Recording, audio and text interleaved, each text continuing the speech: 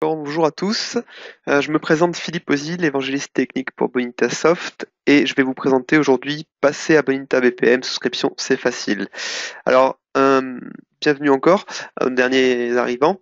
Un petit détail aussi, notre titre que nous avons choisi ici n'est pas à but uniquement promotionnel, c'est juste histoire de vous faire découvrir les nouvelles fonctionnalités qui vous permettent de passer facilement une plateforme en production qui serait en communauté vers une plateforme souscription. Le choix d'avoir utilisé le mot souscription en anglais plutôt qu'en français revêt du fait que nous n'avons pas traduit le nom de ces éditions. Cette présentation que je vais vous faire va s'articuler sur deux grandes parties. Je vais d'abord vous faire un aperçu de la mise à niveau, donc je vais vous expliquer un peu en quoi cela consiste, quelles sont les différentes étapes et quels sont les bénéfices. Et puis surtout, je vais passer la plus grande partie de cette présentation vraiment à vous faire une démonstration de cette mise à niveau. Vous verrez ainsi donc la procédure qui permet de mettre à niveau un serveur d'application qui tourne avec des instances de processus d'une édition communauté vers une édition souscription. Nous verrons aussi donc au passage certains bénéfices immédiats de la mise à niveau. Donc je vous ferai des petites démonstrations en fait des nouvelles fonctionnalités qui sont activées dès la mise à niveau. Je vais commencer tout de suite avec la première partie. Donc je vais vous commencer à vous résumer un peu qu'est-ce qu'une mise à niveau. Alors une mise à niveau ou upgrade en anglais, ça consiste à passer de l'édition communauté à souscription à la même version. Alors c'est une petite distinction qui est importante, on ne change pas de version quand on fait une mise à niveau, on peut éventuellement combiner une mise à niveau avec une migration. La mise à niveau concerne deux éléments distincts. On a les données d'exécution, donc c'est l'environnement d'exécution, donc le serveur d'application avec les cas en cours par exemple. Et de l'autre côté, nous avons aussi les ressources de développement, donc ce qui serait plutôt studio avec les diagrammes de processus, les connecteurs, ce genre de choses. Je tiens à distinguer donc cette procédure donc de mise à niveau de la procédure de migration. Ce sont deux choses différentes. Ce que nous appelons migration chez Bonitasoft, c'est une montée de version. Une mise à niveau peut s'effectuer donc uniquement en version identique, alors qu'une migration, elle, concerne une montée de version. Par exemple, une migration reviendrait à passer de Bonita 6 à Bonita 7, alors qu'une mise à niveau revient à passer de Bonita Communauté 7 à Bonita Souscription 7 aussi. Une chose importante concernant donc ces deux procédures, que ce soit une mise à niveau ou une migration, dans aucun cas on ne perdra vos données. Ce sont deux garanties pour ces procédures. La question que vous pouvez vous poser maintenant, c'est pourquoi effectuer une mise à niveau. Donc il y a deux grandes raisons générales qui dictent une mise à niveau. La première, c'est de bénéficier des fonctionnalités des éditions souscription. Alors, je ne vais pas vous faire ici un récapitulatif complet de toutes les fonctionnalités, je vais juste vous donner les principaux thèmes qui sont abordés avec des exemples. Le premier thème, par exemple, est la productivité et qualité. Grâce à l'édition souscription, par exemple, vous avez la possibilité de travailler en équipe grâce à un dépôt révision SVN qui permet de partager les diagrammes et les processus. Pour la partie flexibilité à l'exécution, par exemple, vous avez la possibilité de faire de la gestion d'erreurs et de faire des mises à jour à chaud, donc c'est-à-dire pendant que les instances de processus fonctionnent. Pour le monitoring et reporting, vous avez la possibilité de visionner des diagrammes de processus et d'identifier rapidement les cas en erreur. Vous pouvez aussi effectuer des rapports sur l'état d'avancement de vos différents processus. Pour ce qui est de performance et de tenue de charge, vous avez des fonctionnalités comme le clustering, par exemple, qui vous permet de déployer plusieurs instances de Bonita. De fait que si une des instances Bonita venait à tomber, la charge serait répartie sur une autre instance. Et dernièrement, les capacités d'intégration au système d'information, ce sont des choses comme la mise en place d'un single sign-on ou d'authentification déportée sur un système de type LDAP ou Active Directory. Voilà, donc toutes ces fonctionnalités qui font partie des éditions souscription donc, peuvent être activées grâce à une mise à niveau à partir d'une installation existante qui sera en communauté. Ça, c'est la première grande raison, c'est bénéficier des fonctionnalités. Une des secondes raisons, qui est peut-être évoquée un peu moins souvent quand on parle des éditions souscription, c'est le support fourni par Bonitasoft. Ce support, donc c'est un support 24 heures sur 24, 7 jours sur 7, qui est très réactif et dont nos clients sont assez contents. Il s'agit en fait donc d'une équipe qui est mise à votre disposition pour vous assister en cas de problème, qui bénéficie d'une base de connaissances donc sur les problèmes qui ont été rapportés et qui peut aussi, en cas de problème sérieux sur une production, peut mettre à disposition des patchs pour faire des corrections rapides sur des problèmes critiques.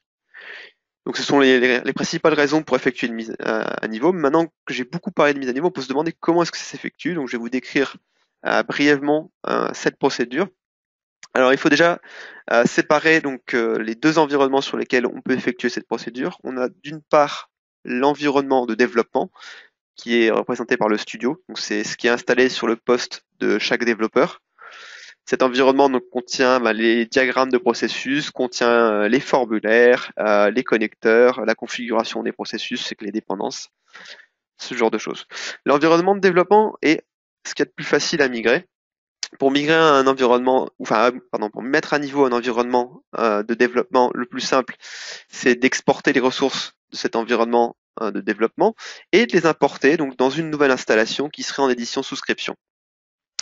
Le studio est capable en fait automatiquement d'appliquer la mise à niveau sur les ressources lors de l'import. Il va détecter que les ressources ont été exportées à partir d'une version communautaire et il va automatiquement appliquer la mise à niveau sur ces ressources de développement et on pourra poursuivre le développement de la même façon sans interruption. Donc ça c'est la partie environnement de développement. Rien de nouveau sur cette partie-là, c'était déjà possible dès la version 5 et 6. Là où nous avons par contre beaucoup travaillé, c'est un peu une des raisons pour laquelle on vous présente ce webinaire aujourd'hui, c'est la migration d'environnement d'exécution.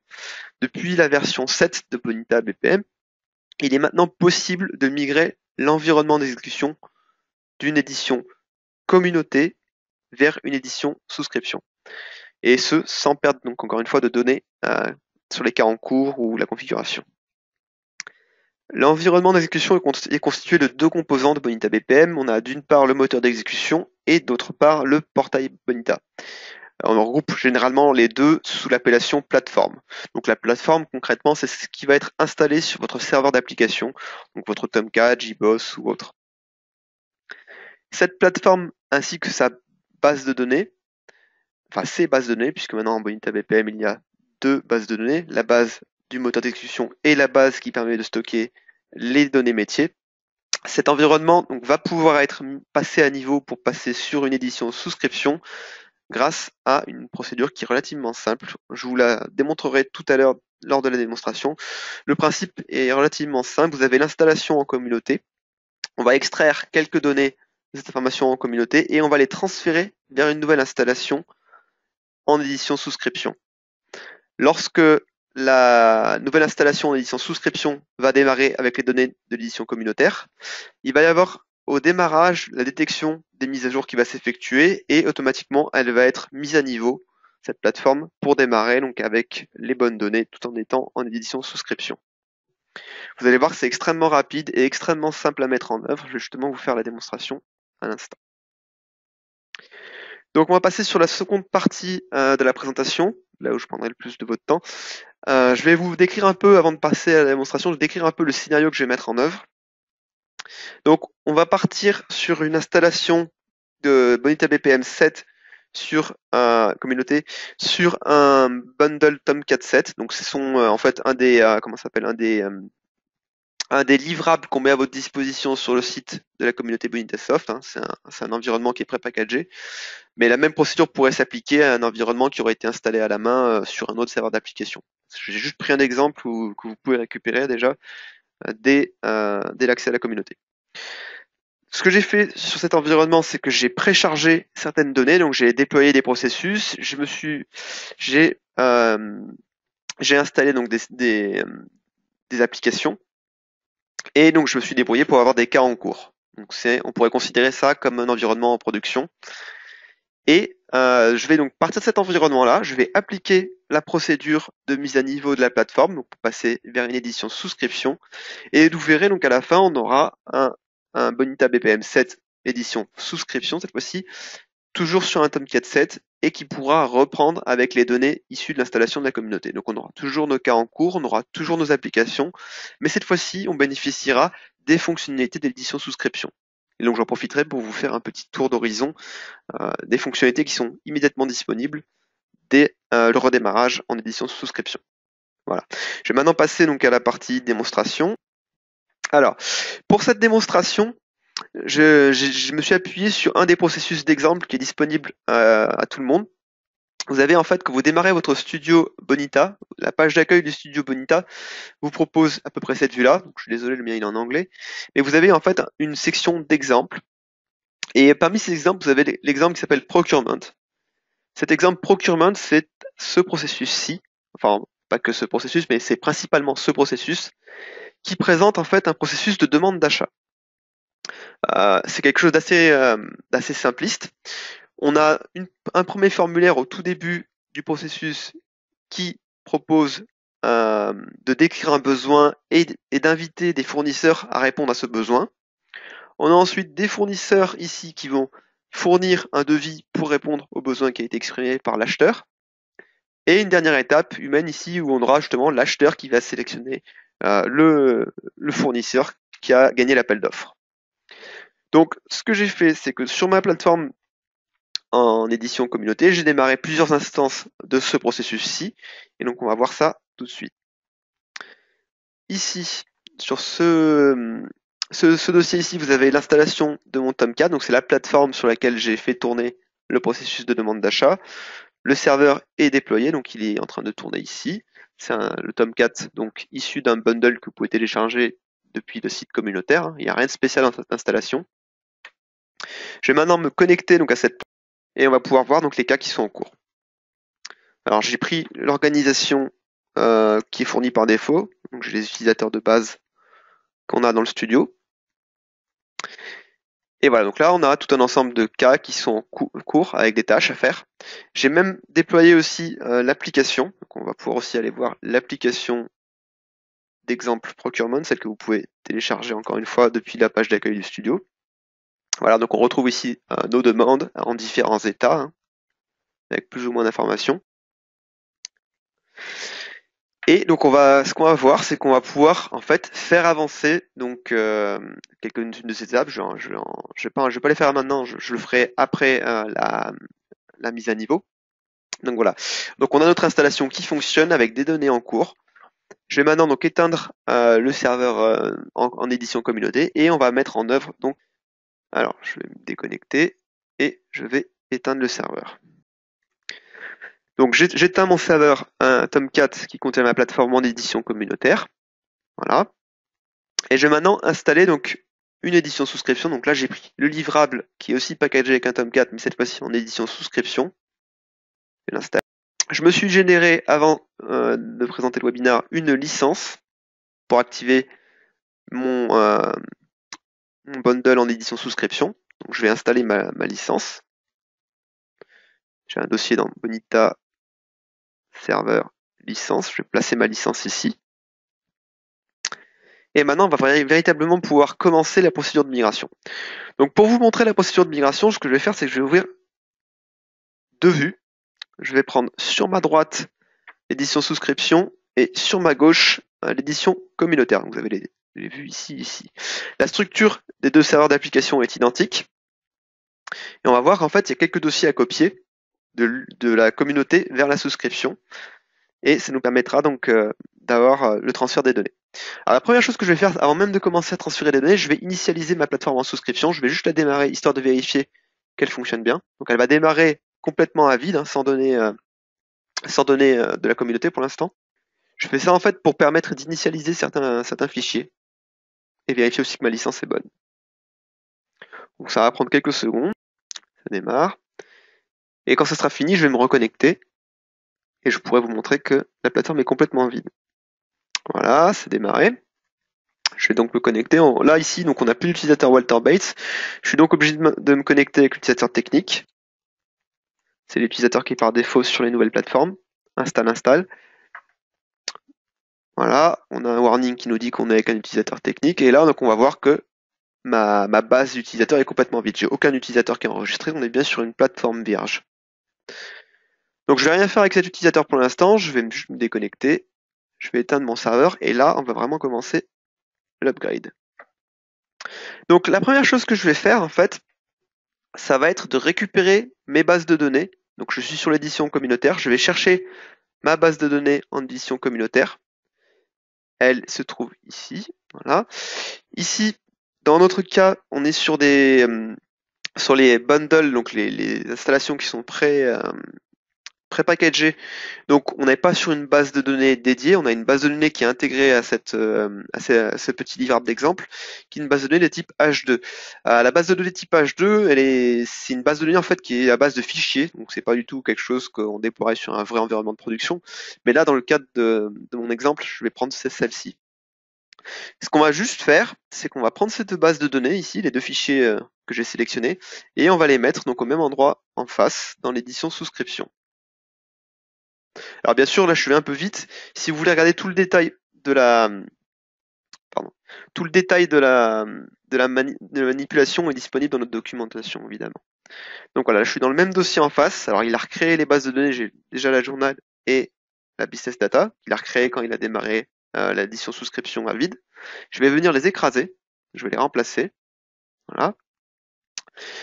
Si on était sur sur un vrai environnement de production, bien entendu, on n'aurait pas des fichiers de base de données, on aurait des vraies bases de données. Donc, ce qu'il faudrait qu'on fasse, c'est qu'on reconfigure notre environnement de souscription pour aller pointer vers ces bases de données dédiées. On n'aurait pas les fichiers, hein. Il faudrait juste manipuler la configuration pour pointer vers cette base.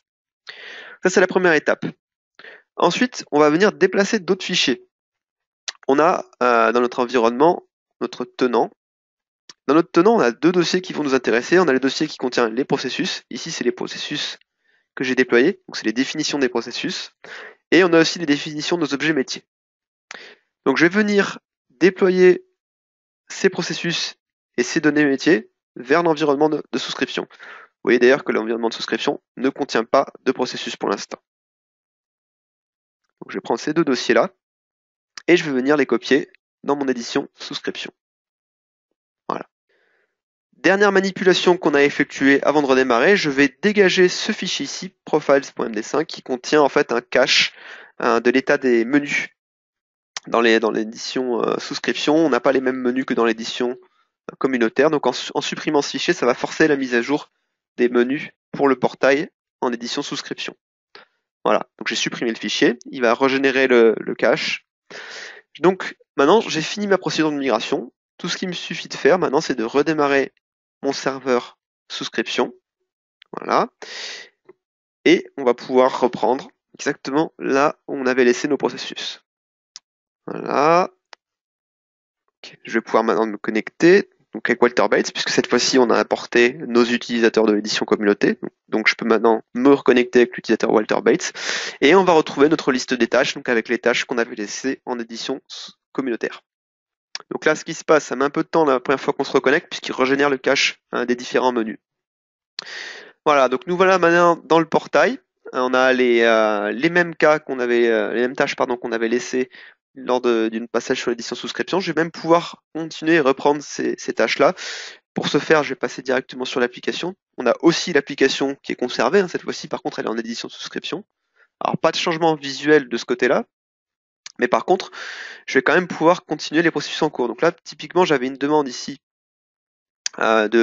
qui portait sur 10 télévisions, et j'ai encore un fournisseur qui doit répondre à l'appel d'offres. Donc je vais finir cette demande là. Je vais dire voilà 10 000, je les ai en stock, voilà, et je vais accepter la demande d'offre. Voilà. Donc là, ça va exécuter une étape de mon processus. Hein. Si on revoit le modèle de processus, j'étais en train de faire cette étape-ci. J'étais sur sur le dernier devis. Ça nous permet d'avancer et on devrait avoir la tâche, passer en revue les devis et sélectionner le fournisseur final. Donc c'est ce cas-là. Et là on voit donc du coup il a mis à jour les données et donc on est sur la dernière étape, passer en revue donc les devis et sélectionner le fournisseur final. Donc je vais terminer histoire de vous montrer qu'on peut bien finir l'appel d'offres. Donc je vais sélectionner la dernière réponse à mon appel d'offres, je vais l'accepter. Et voilà, donc on aura terminé un de nos processus. Maintenant, il est en état terminé. Et si je reviens donc dans mon portail, on va voir que justement, dans mes cas, on a maintenant un cas qui a avancé. Donc là, si je fais un rafraîchissement, on a une étape qui a disparu ici. Et je viens de la terminer. Donc si je regarde mes étapes qui sont terminées, on a ces deux étapes-là qui viennent d'être terminées. Donc c'est celles que je viens d'exécuter. On a pu faire avancer notre processus et on a terminé un de nos cas. Donc jusque-là, rien de bien différent par rapport à l'édition communautaire. Et c'est maintenant qu'on va voir justement les bénéfices directs de cette mise à jour. À partir de maintenant, donc si on va dans le menu administration, c'est là où il va y avoir la majorité des changements pour l'édition souscription. Donc la première chose qu'on voit ici, c'est cette vue de monitoring qui donne un aperçu de l'état de la plateforme à l'instant T. Donc on voit ici les nos différentes instances de processus qui sont en cours, celles qui sont en échec, celles qui sont en train d'être exécutées, et le total. Donc on a maintenant ici plus que 2 demandes qui sont en cours. On voit que donc l'autre demande a été, enfin on voit pas, mais l'autre demande a été archivée. Et on peut suivre en fait, on a un panneau de pilotage pour suivre l'état de nos demandes. Ça c'est la première chose que l'on voit. Donc je montrerai tout à l'heure ce même tableau de bord. Je vais déployer un autre petit processus qui permet de faire déclencher une erreur et on verra comment on va pouvoir gérer les erreurs. Donc avant de continuer plus sur ces tableaux de bord, je voudrais profiter de l'opportunité que j'ai pour vous montrer un peu la flexibilité qu'on peut apporter en faisant des mises à jour au niveau de notre application. Donc ici, nous avons une application qui vient d'être importée de la communauté. La petite nouveauté, c'est que dans notre interface d'administration d'application, on peut désormais appliquer un nouveau layout et un nouveau thème. C'est quelque chose qu'on peut faire qu'en édition souscription. Donc je vais installer un nouveau thème et on va pouvoir mettre à jour notre application pour lui donner une apparence un peu plus jolie. Donc je vais déployer un nouveau layout. Donc j'importe ce nouveau layout, voilà, et je vais l'appliquer à mon application. On va voir comment je peux mettre l'application à jour à chaud. Voilà, ici, je change mon layout pour le prendre un nouveau layout. Voilà. Je vais aussi changer le thème au passage, puisque je peux aussi le faire. Là, je vais prendre un des thèmes qui sont présélectionnés dans l'édition souscription et je l'applique. Si je rafraîchis mon application, maintenant, on va voir qu'elle a un tout autre aspect. Voilà. Donc c'est la même application, les données sont identiques. Par contre, j'ai appliqué un nouveau layout avec un logo et un nouveau thème avec d'autres couleurs. Ouais, c'est un petit bénéfice de l'édition souscription. On a la possibilité de personnaliser donc l'apparence des applications, le thème et même le portail. Alors, je vais pas vous montrer, mais on peut aussi mettre des thèmes sur le portail et changer les logos facilement. Ensuite, on peut faire beaucoup plus que juste de la cosmétique. On peut mettre à jour des pages en cours d'exécution d'un processus. Donc, on va prendre une des étapes, un des processus qui sont en cours d'exécution, par exemple celui-ci. On a une demande pour un vidéoprojecteur, donc on a un formulaire évidemment qui lui est associé, c'est le formulaire que vous avez vu tout à l'heure. Et on va décider de mettre à jour ce formulaire. Donc on va pouvoir mettre à jour un formulaire d'un processus à chaud, et ce donc sans perdre les données d'exécution et sans causer d'interruption à l'exécution du processus. Donc ce que je vais faire, c'est que je vais prendre ce processus-là, et puis je vais rajouter par exemple au niveau des devis, je vais rajouter un petit compteur qui dit combien de devis on a en cours. Donc je ne vais pas vous montrer comment je crée le processus, pour le formulaire. Pour créer le formulaire, il suffit d'aller dans le UI Designer. Je vais directement déployer la nouvelle version de mon processus, de mon formulaire, pardon. Du coup, pour déployer cette nouvelle version, je vais revenir sur ma vue d'administration. Je vais aller voir les détails de mon processus. Ici, j'ai mon processus de demande d'achat. Je vais aller l'éditer. Et ici, on a une vue, on a un tableau de bord justement spécifique pour ce processus et on a aussi surtout toutes les propriétés de configuration du processus. On a notamment un onglet formulaire dans lequel on va voir tous les formulaires qui sont associés à ce processus. On a un formulaire d'instanciation, c'est pour le démarrage du processus, un formulaire d'aperçu du processus et les deux formulaires des étapes. Je vais donc mettre à jour le formulaire qui correspond à l'étape de review, donc pour faire la revue des devis. Je vais juste le modifier uniquement lui. Et je vais prendre une nouvelle version de mon processus, de mon formulaire. Donc je vais prendre celui-là qui est une version à jour que j'ai créée auparavant. Je vais l'appliquer. Donc là, j'ai uploadé un nouveau formulaire et je l'ai remplacé dans l'exécution du processus. Et maintenant, si on rafraîchit cette page, vous allez voir que dans le nombre de devis, on aura un petit compteur qui va s'afficher.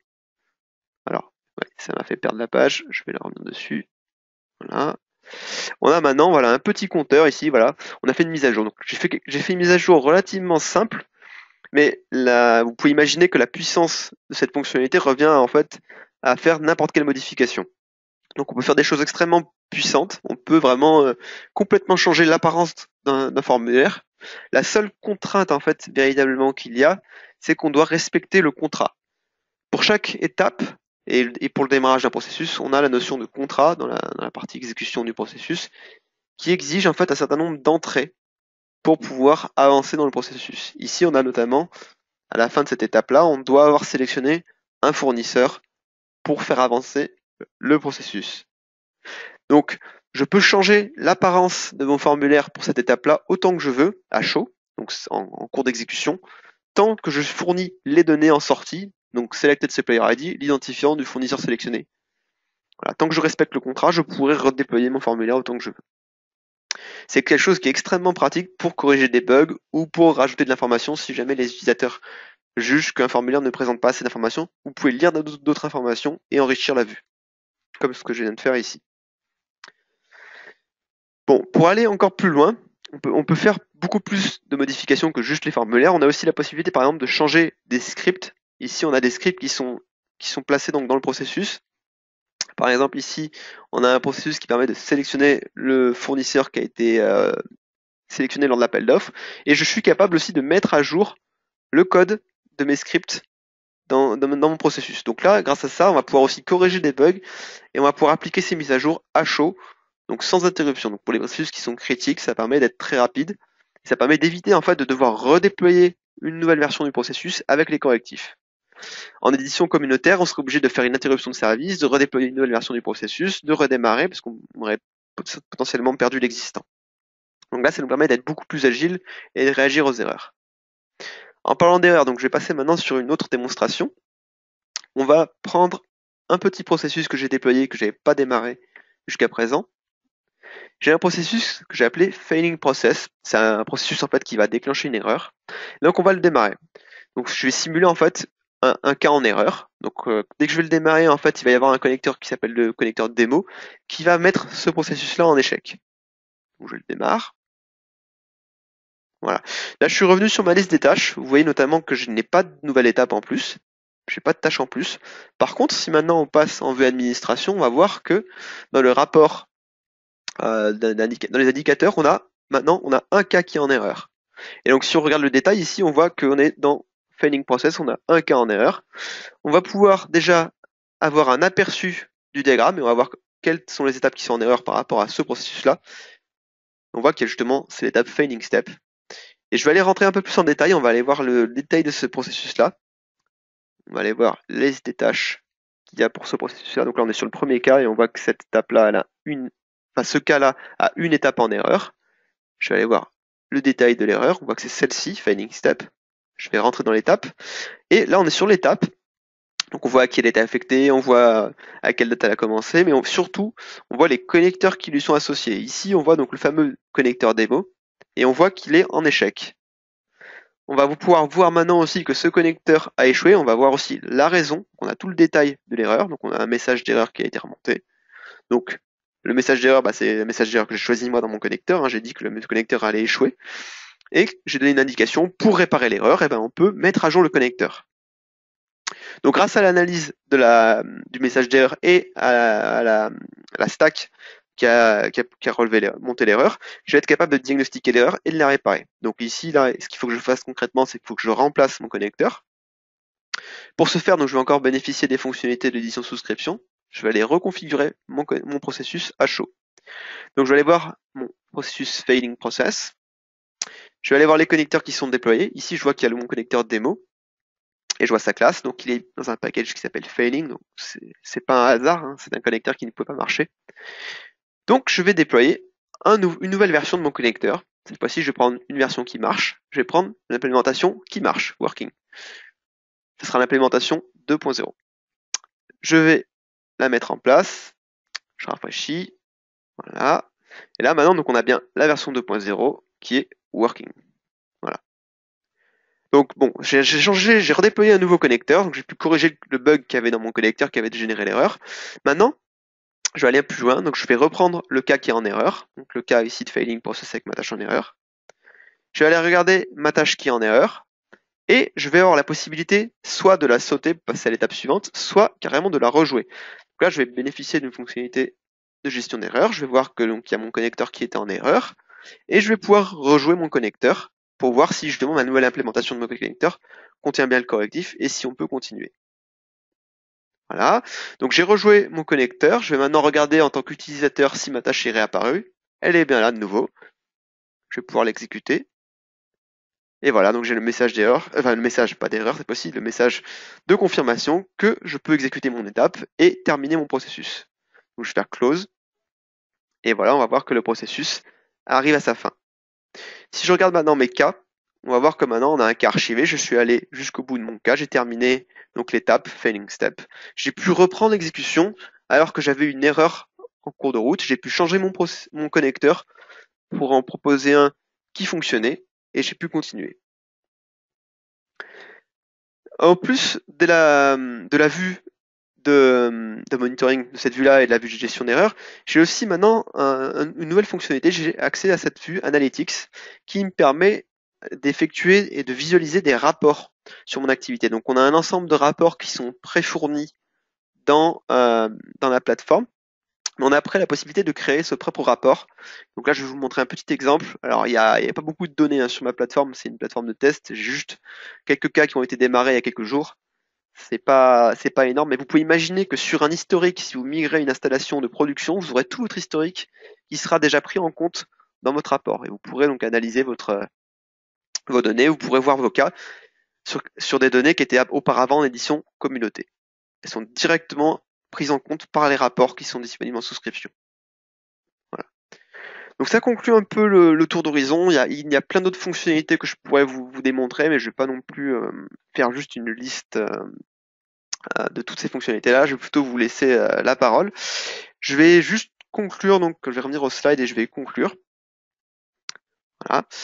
Donc durant ce webinaire, donc je vous ai présenté deux choses en particulier. Je vous ai présenté donc la simplicité de la procédure de mise à niveau. Vous avez vu que ça m'a pris quelque chose comme 5 minutes pour éteindre mes serveurs, appliquer les quelques changements et redémarrer. Donc la procédure ne prend pas plus de temps si on est dans un environnement de production. Finalement, c'est indépendant du volume de données.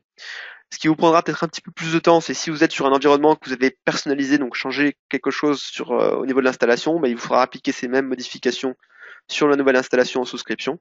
C'est la seule petite contrainte.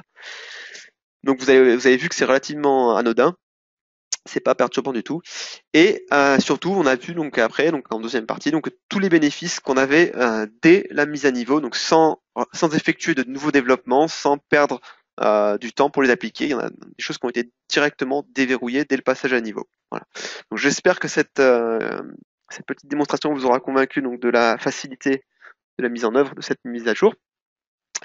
Si vous avez bien sûr des questions, donc n'hésitez pas à nous contacter. Si vous cherchez des informations sur la procédure de mise à niveau, elle est aussi documentée sur notre site communautaire.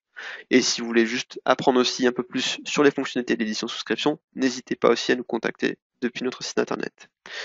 Donc je tiens à vous remercier pour votre attention et puis je vais prendre les questions à présent. Alors une question concernant la traçabilité. Donc vous avez en fait, quand vous êtes en train d'effectuer un processus, donc on va regarder, on va prendre un des processus que j'ai archivé, une étape qui est finie. Vous avez en fait le suivi, donc je vais prendre le processus ici. Vous avez en fait, un cas plutôt, je vais prendre le détail. Vous avez en fait un historique justement de toutes les étapes et du cheminement du processus. Voilà. Donc que ce soit en édition souscription ou en édition communautaire, vous avez la visibilité sur qui a effectué quoi à quel moment. Ce qu'il y a en plus sur l'édition souscription, c'est la possibilité de visualiser le diagramme et de regarder le nombre d'instances qui ont été effectuées dans quel ordre. Ça, c'est un petit plus qui n'est pas disponible en édition communautaire. Par contre, en édition communautaire, vous avez, comme en édition souscription, donc les traces d'audit qui est effectué, quoi. Un supplément aussi qui est en édition souscription, c'est la possibilité à chaud de modifier les valeurs des données d'un processus. Cette fonctionnalité, bien sûr, est réservée à l'administration. N'hésitez pas à poser vos questions. J'ai une autre question qui concerne la partie authentification. Donc, alors effectivement, j'ai évoqué tout à l'heure la possibilité en édition souscription de se coupler à un système d'authentification. Alors, je vais développer un petit peu. Alors, on peut en fait remplacer l'authentification des utilisateurs de Bonita BPM, pardon. Ici, donc j'en ai fait qu'un seul. On pourrait en fait se synchroniser, donc copier grâce à un outil qui s'appelle le LDAP Synchronizer, tous les utilisateurs qui sont localisés dans un système Active Directory ou LDAP. On peut les importer ici, donc avec les utilisateurs et leur groupe, Et après, on peut effectuer des configurations sur les droits d'accès. Et les personnes peuvent s'authentifier soit en rentrant leur mot de passe qui serait stocké dans le serveur LDAP ou Active Directory, soit carrément en mettant en place ce qu'on appelle un single sign-on ou SSO, qui permettrait donc de s'enregistrer une fois sur un des sites qui sont membres du SSO et directement d'ouvrir une fenêtre qui soit automatiquement connectée sur la plateforme Bonita. Ça, c'est une fonctionnalité qu'on propose avec l'utilitaire single sign-on qui s'appelle CAS. CAS. Voilà, donc on peut aussi étendre le service d'authentification avec d'autres single sign-on que CAS. Ça fait partie des fonctionnalités de la souscription. Alors j'ai une autre personne qui me demande aussi qu'est-ce qu'on propose pour les solutions SaaS, donc Software as a Service dans le cloud. Alors pour ce qui est donc de ce genre d'installation, donc on n'est pas encore hébergeur de solutions SaaS. Par contre, on a une fonctionnalité en édition souscription qui va intéresser donc les personnes qui souhaitent déployer un SaaS avec Bonita. On a en fait quelque chose qui s'appelle une architecture qui s'appelle multitenante. Quand vous êtes dans l'environnement communautaire, vous avez en fait un seul tenant, donc c'est le tenant principal, vous avez un jeu de données et vous avez une installation. Si vous voulez installer un autre jeu de données, vous êtes obligé de faire une autre installation. En revanche, en édition souscription, vous avez en fait la possibilité d'effectuer un cloisonnement des données à partir d'une seule installation.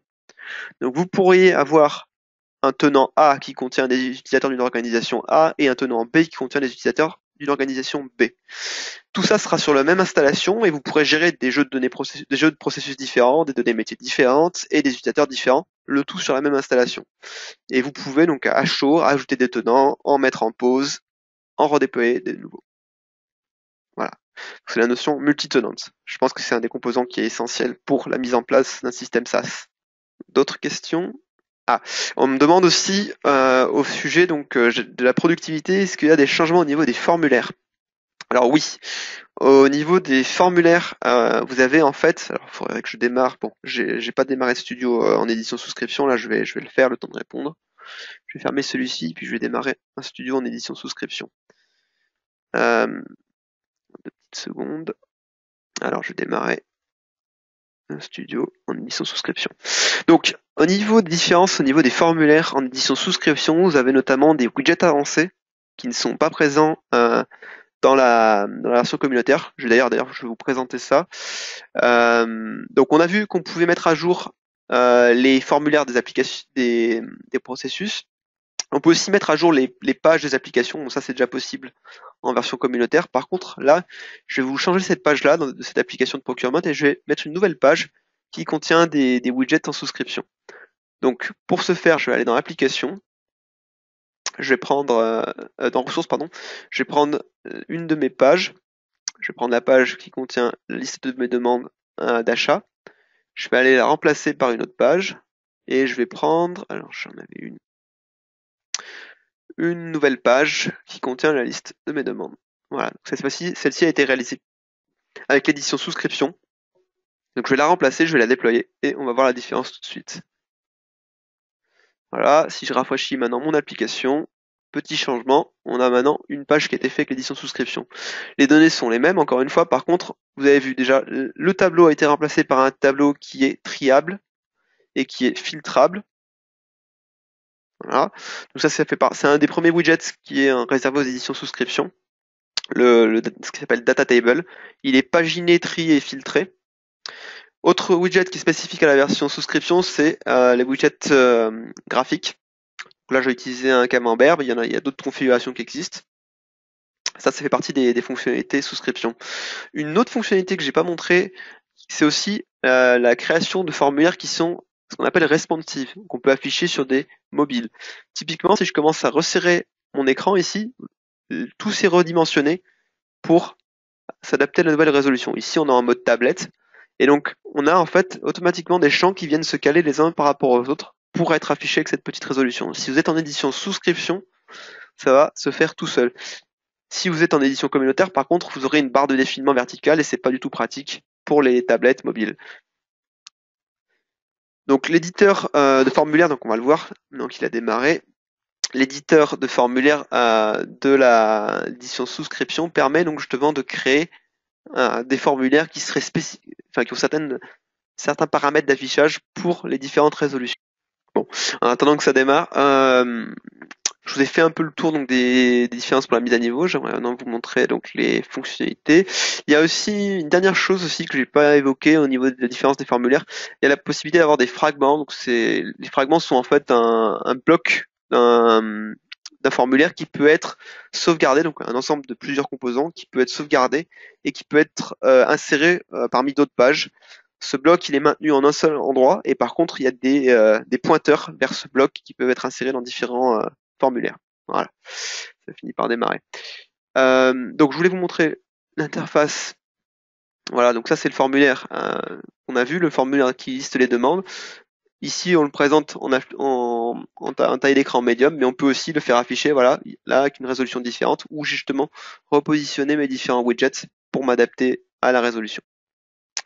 Alors j'ai une autre question j'ai plusieurs questions qui concernent les tarifs. Donc là pour les tarifs, en fait, je vais pas vous répondre, je suis pas commercial, mais je vais vous donner un ordre d'idée. En fait, on s'adapte principalement en fait au nombre de cas que vous allez utiliser. Donc selon la volumétrie que vous allez avoir, pas le nombre d'utilisateurs, le nombre d'instances de processus qui vont être démarrés, on va pouvoir vous proposer des tarifs différents. Ensuite, ce qui va venir aussi impacter les tarifs, donc la grille est assez flexible, c'est vos, vos besoins en termes de formation, en termes de nombre de développeurs et en termes de durée de souscription.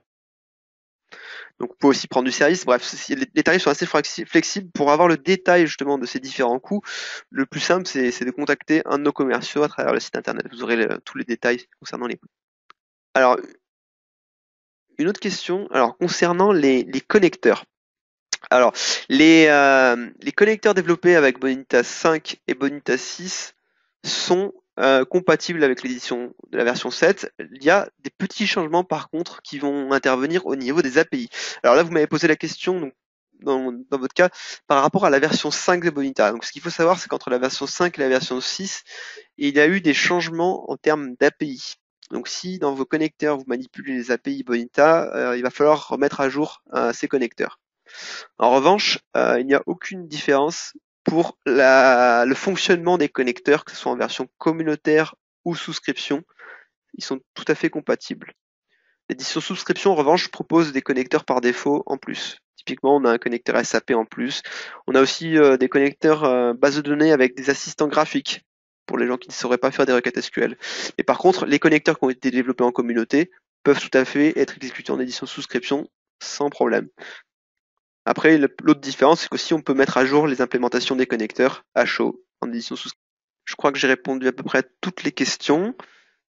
Si vous n'avez pas d'autres questions, je vais vous laisser et je vous remercie encore une fois pour votre attention. Voilà. Merci beaucoup à tous et je vous souhaite une très bonne fin de journée en espérant vous revoir bientôt. Merci, au revoir.